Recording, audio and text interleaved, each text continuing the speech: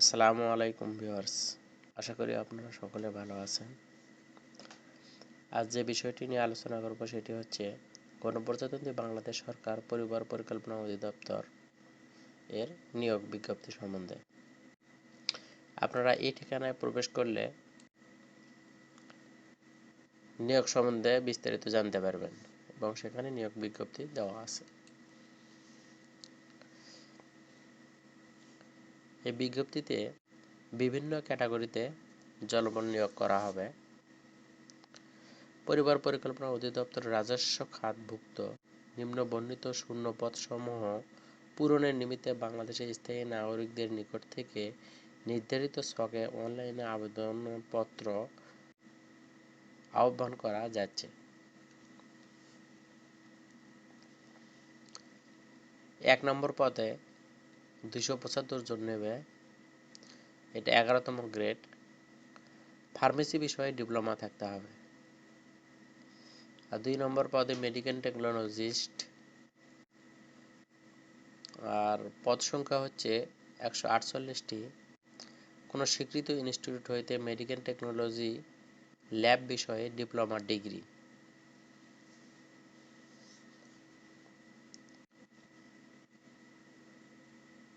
এখানে আরও অনেক পদে লোক নেওয়া হবে, যেমন health educare, certificate cum computer operator. এগুলোতে কম সংখ্যক লোক নেওয়া হবে, একটা, দুইটা, তিনটা এরকম। আমি বড় পদ, যে পদগুলোতে বেশি জনবল নেবে সে বিষয়ে একটু আপনাদেরকে অবগত করতেছি।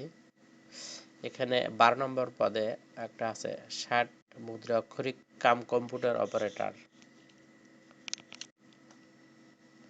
এখানে পদ সংখ্যা হচ্ছে ৪০টি। আর যোগ্যতা চাওয়া হয়েছে কোনো স্বীকৃত বিশ্ববিদ্যালয় হইতে ন্যূনতম দ্বিতীয় শ্রেণী বা সমমানের সিজিপিএতে স্নাতক বা সমমানের ডিগ্রি। কম্পিউটার ব্যবহারের দক্ষতা থাকতে হবে। ৬০ লিপি, প্রতি মিনিটে ইংরেজিতে ৭০ শব্দ, বাংলায় ৪৫ শব্দ এবং কম্পিউটার মুদ্রাক্ষরে গতি প্রতি মিনিটে ইংরেজিতে ৩০, বাংলায় ২৫ শব্দ।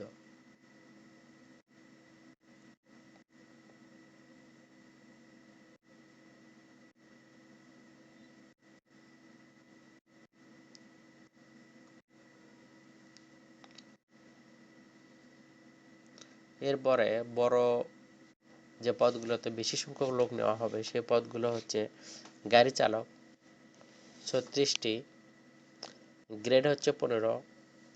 ভারী লাইসেন্স ও হালকা লাইসেন্স ২ ধরনের ড্রাইভার নেওয়া হবে।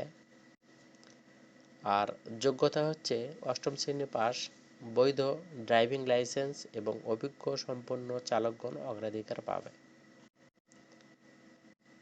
অফিস সহায়ক গ্রেড হচ্ছে ২০, আর পদ সংখ্যা হচ্ছে ৪০৪ জন।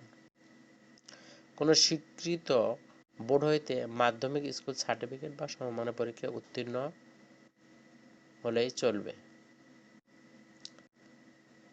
এমএলএসএস বা নিরাপত্তা প্রহরী ২০তম গ্রেড, আর পদ সংখ্যা হচ্ছে ৩৭৪টি, ৮ম শ্রেণী বা সমমানের পাস। নিরাপত্তা প্রহরী ৯টি, ৮ম শ্রেণী পাস। আর পরিচ্ছন্নতা কর্মী ৬৪টি, ৮ম শ্রেণী পাস। ৩০ থেকে ৩৬ পর্যন্ত ক্যাটাগরিতে যে সকল জেলার প্রার্থীগণ আবেদন করতে পারবেন না সে সকল জেলা হচ্ছে মুন্সিগঞ্জ, গোপালগঞ্জ, রাঙ্গামাটি, খাগড়াছড়ি, বান্দরবান, জয়পুরহাট, বাগেরহাট, নড়াইল, বরিশাল, ঝালকাঠি, পিরোজপুর, পটুয়াখালী ও বরগুনা জেলার প্রার্থীগণ আবেদন করার প্রয়োজন নেই। তবে এতিম ও প্রতিবন্ধী কোটায় সকল জেলার প্রার্থীগণ আবেদন করতে পারবেন।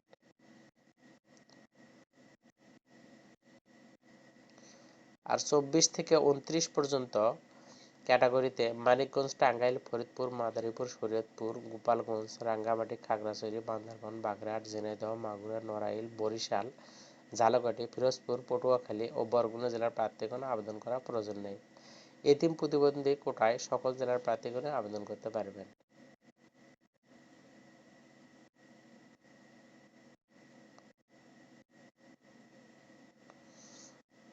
আর 1 থেকে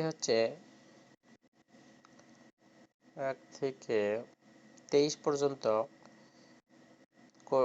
1 থেকে 23 নং পদ পর্যন্ত যে সকল প্রার্থীগণ আবেদন করতে পারবেন না সেগুলো হচ্ছে মানিকগঞ্জ, টাঙ্গাইল, ফরিদপুর, মাদারীপুর, শরীয়তপুর, গোপালগঞ্জ, রাঙ্গামাটি, খাগড়াছড়ি, বান্দরবান, বাগেরহাট, ঝিনাইদহ, মাগুরা, নড়াইল, বরিশাল, ঝালকাঠি, ফিরোজপুর, পটুয়াখালী ও বরগুনা জেলার প্রার্থীগণ আবেদন করা প্রয়োজন নেই। তবে এতিম প্রতিবন্ধী কোটায় যে সকল জেলার প্রার্থী এতিম প্রতিবন্ধী কোটায় সকল জেলার প্রার্থীগণ আবেদন করতে পারবেন।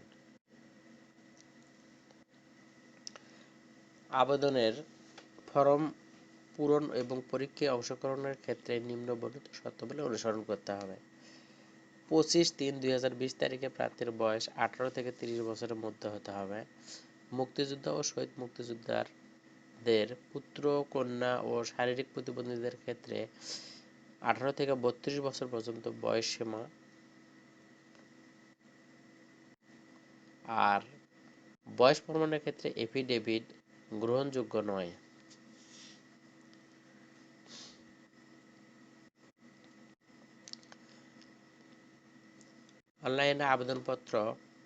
অনলাইনে আবেদনের ক্ষেত্রে এই ঠিকানায় প্রবেশ করবেন। ঠিকানাটি হচ্ছে dgap.teletalk.com.bt।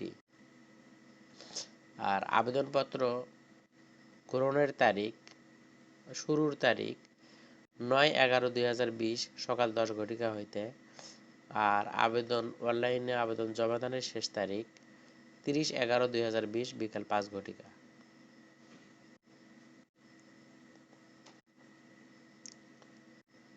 টাকা পাঠানোর প্রক্রিয়া, টাকা পাঠাতে হবে হচ্ছে DGAP space user ID, send করতে হবে 16/22/2 এই নাম্বারে। দ্বিতীয় SMS পাঠাতে হবে DGAP space ES space PIN number, আর সেন্ড করতে হবে 16/22/2 এই নাম্বারে। বিশেষভাবে উল্লেখযোগ্য, অনলাইনে আবেদনপত্র সকল অংশ পূরণ করে সাবমিট করা হলেও পরীক্ষার ফি জমা না দেওয়া পর্যন্ত অনলাইনে আবেদনপত্র কোনো অবস্থাতেই গৃহীত হবে না।